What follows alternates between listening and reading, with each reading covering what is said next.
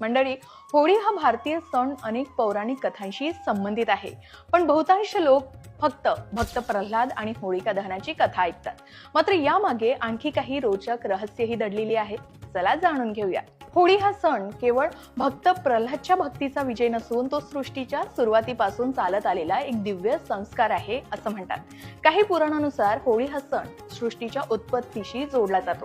ब्रह्मदेवाने सृष्टी निर्माण केल्यावर तामसिक शक्तींनी प्रबळ होऊ नये म्हणून भगवान श्रीहरी विष्णूंनी प्रथम होळी प्रज्वलित करून त्याग आणि भक्तीचा संदेश दिला. शिवाय अनेकांना माहिती आहे की भगवान शिवाने ध्यानस्थ असताना पार्वतीने त्यांना प्रसन्न करण्यासाठी मदन म्हणजे कामदेव याला पाठवलं. मदनानं आपल्या मोहिनी बाणांनी शिवाचं ध्यान भंग करण्याचा प्रयत्न केला. भगवान शिवाचा तिसरा डोळा उघडला आणि कामदेव भस्म झाला. यालाच कामदहन म्हणतात आणि याच दिवशी होळी पेटवली जाते. परंतु अनेकांना माहिती नाही की कामदेवाचे हे बलिदान केवळ शाप नव्हते, तर त्याने सृष्टीतील